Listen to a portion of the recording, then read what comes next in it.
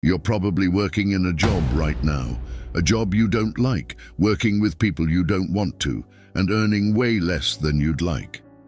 But the truth is, you keep going in this job because it's your only source of income, isn't that right? You probably have no money saved up, your expenses are sky high, and your salary only covers the essentials. The things you really like you never manage to buy. You feel like you're in an endless abyss. You have high credit card debts, and perhaps you have a massive debt from financing college because someone once told you that once you graduated, you'd have a good job and you'd be a happy, fulfilled, successful person.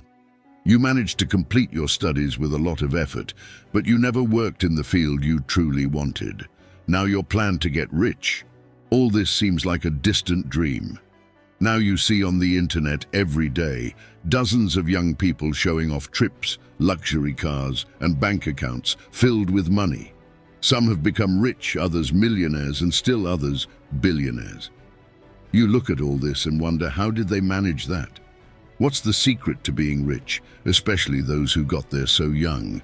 It leaves you perplexed, it makes you angry. Some say they were lucky, others say they were born into wealth. Some people go further in their reasoning and say, surely they were dishonest and got all that money by getting involved in the wrong things, and you feel unlucky for not having achieved any of that. Besides, those dreams you had of buying that mansion, your favorite car, living life traveling around the world, they will remain just dreams, nothing more, nothing less. You come to the harsh conclusion that life isn't fair to you, and it feels like a game of chance where you only lose and never win. It's been like that from the beginning for you, and you're on the losing side. But what if I told you that you're wrong? What if there was a way to get there, a real blueprint for you to start activating true wealth in your life? I'll reveal the science behind how money works. And what if you didn't have to give up the dream of owning that luxury car or traveling the world? You might think I'm joking or trying to deceive you, but rest assured, you'll understand that there's a side of the coin that hasn't been shown to you. But I warn you, the path is tough. This path is full of challenges, full of ups and downs. You'll need to discard some things they taught you in school and that society still tries to impose on you. I haven't told you yet, and let me be clear. There are many of you who won't even make it to the end of this video, but for those who do, it shows that you're really interested in changing your life. And this path that I'm about to present to you now, at the end of it, there's wealth waiting for you, a wealth so great that you never thought you could achieve in life. In this road lies the freedom to never worry about money again. So, are you with me? Then let's not waste any more time. What do you really think about money? Is it something you work for, earn, or inherit? Is it the root of all evil? Are you desperate to have more of it? Have you been chasing it? Every thought you've formed in your head about money has been influenced by your education and environment. If you were born into a family that didn't have much money while growing up, then you're more inclined to believe that you'd never be able to earn a lot of money someday in life, and you were never instructed on how money really works. In this position again, the fact that your school didn't teach you anything about this subject, because of that, you probably hold false beliefs about money that won't help you on this journey. Stay with me here, because we'll have to change the way you've seen money throughout your life. Hollywood movies have always had the habit of portraying the rich as evil, deceitful, or corrupt individuals. The question is, did you believe that farce? A recent report, released by a very famous newspaper in the United States, showed that the richest people in the world, those with a net worth of $30 million or more, 68% of them became wealthy on their own. And it seems that all other studies support this conclusion. Warren Buffett, the oldest and greatest investor in the world, became a billionaire. Howard Schultz is a multi-billionaire and is an American entrepreneur, mainly known for being the former CEO of Starbucks Corporation, one of the largest and most well-known coffee chains in the world. What nobody knows: he was born in poverty. Oprah Winfrey is a television host, actress, producer, philanthropist, and American entrepreneur. Today she's a multi-billionaire, but what nobody knows: she was born in extreme poverty. Jeff Bezos, the second richest man in the world, wasn't born into a wealthy family. His family was middle class, and he didn't have a privileged childhood in terms of financial resources. Elon Musk, the current richest man in the world, what nobody knows, he faced financial difficulties in his youth. He was born into a middle-class family, but throughout his life, he faced financial challenges. After moving to the United States to study at the University of Pennsylvania, Musk faced times when he struggled to support himself, even sleeping on friends' couches, yet he overcame all challenges and became a multi-billionaire. What do these people know that you don't? In fact, it's your way of making money that's wrong. Here's the money-making formula you learned. Money is equivalent to the salary earned in a job. After a certain point, the prospect of earning a higher salary becomes the sole objective of your education. So, what's wrong with that, you ask? I'll presume that if you're watching this video, your goal is to accumulate a good amount of money in the shortest time possible. Therefore, this formula for getting money will never lead you to success. We all possess a valuable resource, and you need to understand this. And once it's used up, there's no way to get it back. This resource is time. In a regular job, the amount of money you acquire is tied to the amount of time you invest in that job. If you earn $7.50 per hour and work 44 hours a week, it would take almost 63 years to reach a total of $1 million. However, that's without deducting taxes or expenses that will occur over 63 years, not to mention that inflation would make your $1 million less valuable. In other words, becoming rich earning a minimum wage is impossible, and becoming a millionaire is also beyond your reach. You can only truly become a millionaire in old age, living in a weakened state, and most of this precious resource known as time has slipped through your fingers. You exchanged all that time for money, and yet it wasn't such a high amount. So once again, you question yourself, how come there are millionaires and billionaires who built their fortunes on their own and became rich so young? What sets them apart? The truth is, they have a more effective formula than yours. They understand money in a way you haven't fully mastered yet. Pay close attention now. Stop chasing money in a capitalist society. The rules of the game are clear. You are rewarded according to the value people perceive you are generating, and those who recognize that value make up the market, the consumers of the economy. The market is you, your friends, your family, your neighbors. People may complain that football players earn too much, but it's because the market is willing to pay millions for them. Firstly, there needs to be a market for the football industry. People have to perceive the value of football before wanting to spend money on games and products. If the market has a high demand for football, what happens to the players at the peak of their game? They are generously rewarded for it. It's not about how hard you work. When will you realize that? Look at a janitor, for example. They sweat and tire every day, but they earn much less than an accountant sitting behind a desk. Then you ask, Dr. Eden, wouldn't that be unfair? Because the market values the janitor's work as less valuable than the accountant's. As unfair as it may seem, I'll explain, pay attention. The janitor can be replaced by anyone. It's not hard to learn to do their job. Therefore, the market isn't willing to pay more for the janitor's work than for the accountant's work, the individual who has spent years studying numbers, who has saved thousands of dollars in taxes for their clients. Don't get me wrong for using this example. All jobs are worthy.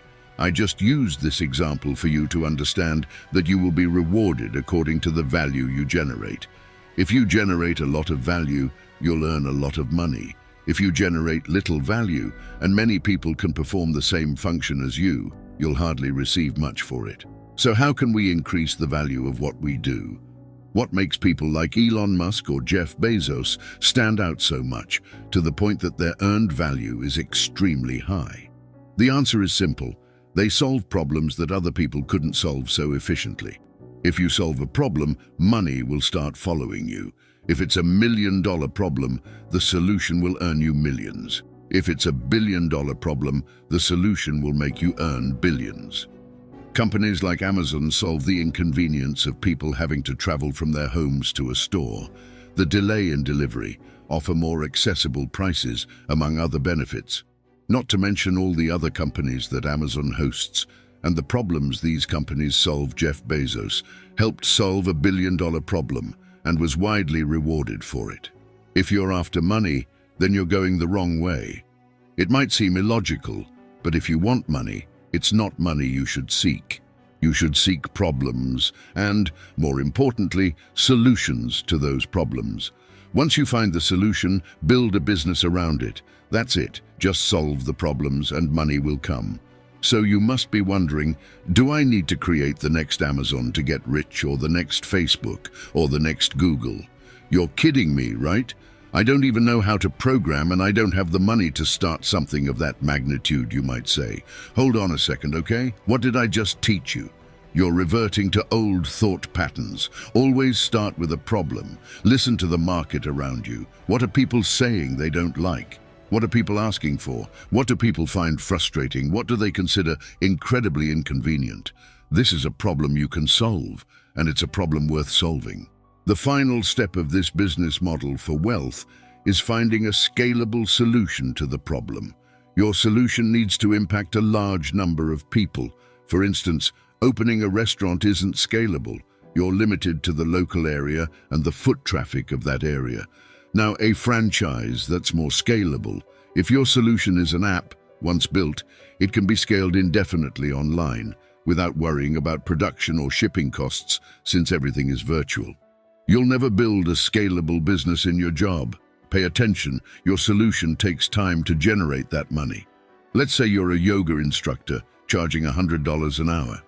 You might think you're an entrepreneur, but you're actually in a job disguised as a business.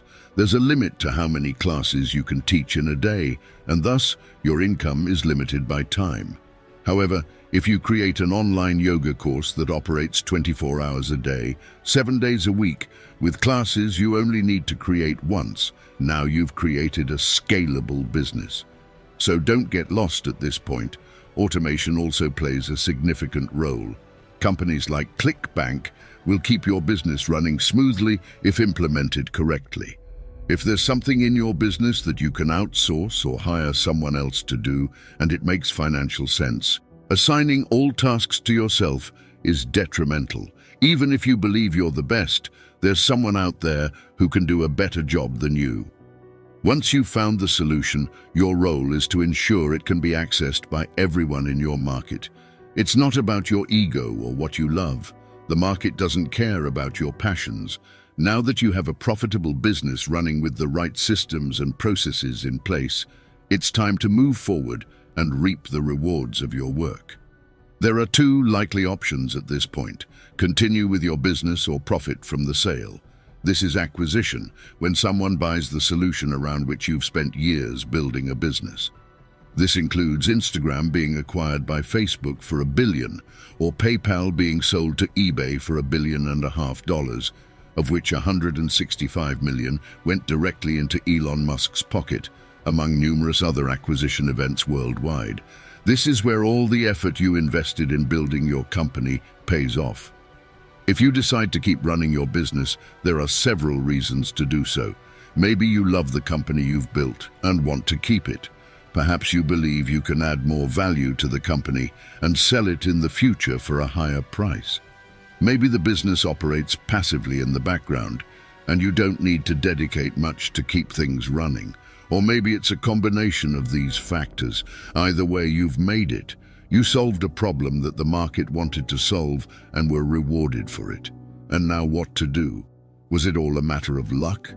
For most, it was never about money. Money is just a piece of paper or a number on a screen. Its value is based on our belief. From the start, it was never about money or buying the car of your dreams or traveling the world without worrying about your financial situation. In truth, it's the freedom you were seeking. Your destiny was never about money, but the lifestyle you always dreamed of.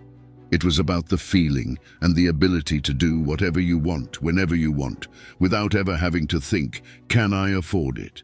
Have I used up my vacation days for the year? How will I pay rent this month? Will I be able to pay my debts this month? What dreams will I have to sacrifice because I can't afford to pursue them? The most important lesson of this video was never about the nature of money. It was about the valuable resource we all possess and can never get back: time.